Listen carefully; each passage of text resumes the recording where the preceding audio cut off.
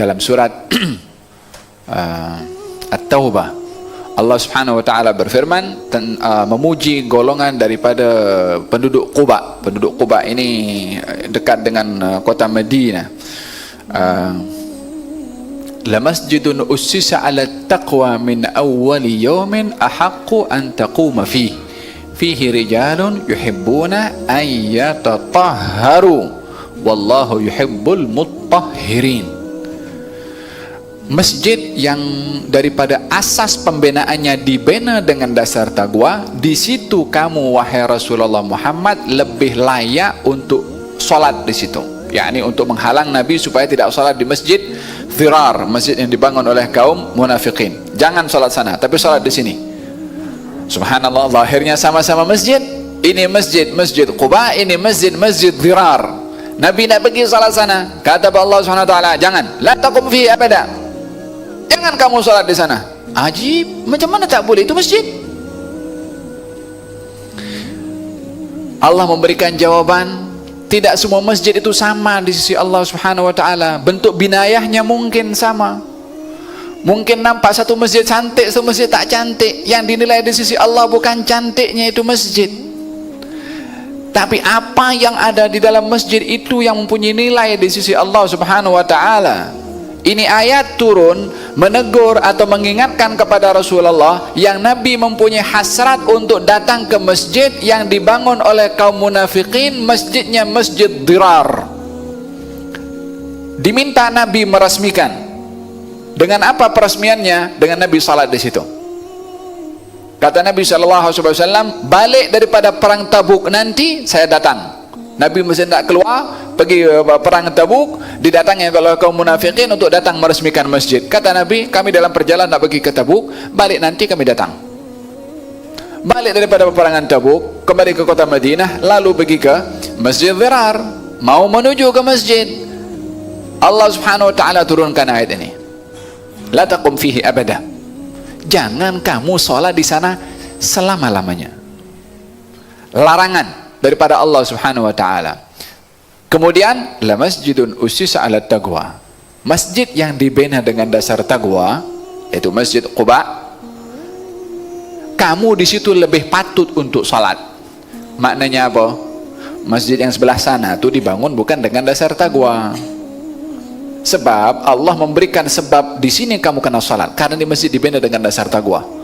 Maknanya yang sebelah sana dibina bukan dengan dasar takwa. Apa dasar pembinaan masjid itu? Masjid Dhirar yang dibangun oleh kaum munafikin.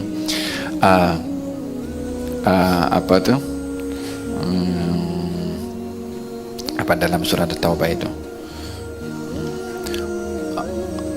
Walladzina takhudul masjidan dhiraran. Orang-orang yang membangun masjid Dhirar kufran. Dengan dasar kekufuran,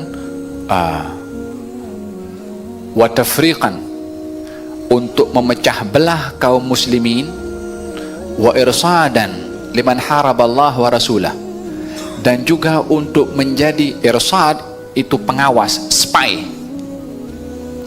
Untuk siapa? Untuk membantu orang-orang yang memerangi Allah dan Rasulnya. Yani Interpol di zaman itu masjid.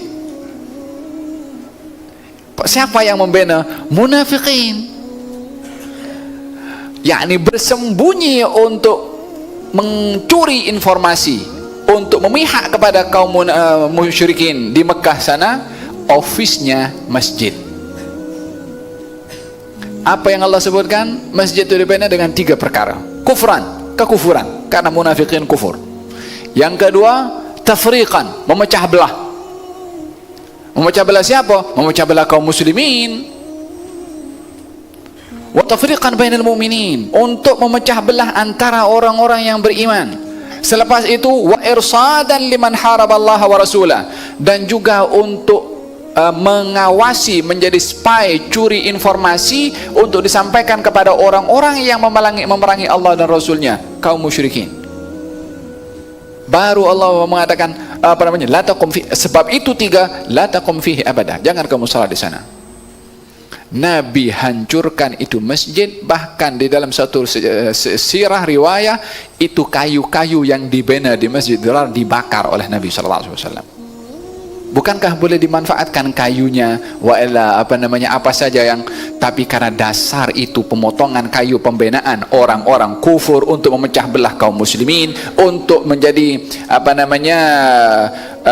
curi informasi untuk memihak kepada orang-orang musyrikin, tak sedikit pun yang digunakan oleh Nabi SAW dihancurkan semuanya. Masjid Quba sampai sekarang itu, sehingga tidak ada orang masuk Masjid Quba melainkan menghadirkan makna bagaimana orang-orang yang membina masjid ini dengan dasar taqwa 1400 tahun yang lalu sampai sekarang kalau orang datang ke sana. Dan Nabi bersabda, siapa orang yang berwudu keluar daripada rumahnya menuju ke Masjid Quba, maka ia seakan-akan mendapatkan pahala umrah. Dan Nabi kerap, bahkan setiap Sabtu Nabi pergi ke sana. Untuk apa? Kalau nak dikatakan afdalnya antara masjid Nabi dengan Masjid Quba, mana lebih baik masjid Nabi dengan Masjid Quba? Masjid yang paling baik setelah Masjidil Haram, Masjid Nabi SAW. Daripada segi ganjaran, Masjid Nabi lebih banyak ganjaran daripada Masjid Quba. Tapi kenapa Nabi setiap Sabtu pergi ke sana, khususnya di waktu asar? Supaya simbol bagaimana orang-orang yang membina itu masjid, kesungguhan, keikhlasan, dan juga apa yang akan disebutkan nanti berkenaan dengan masalah istinja juga, maka orang yang masuk ke dalam masjid itu mengingati apa yang telah Allah Subhanahu wa ta'ala simpan daripada rahasia yang orang-orang yang berada di sana.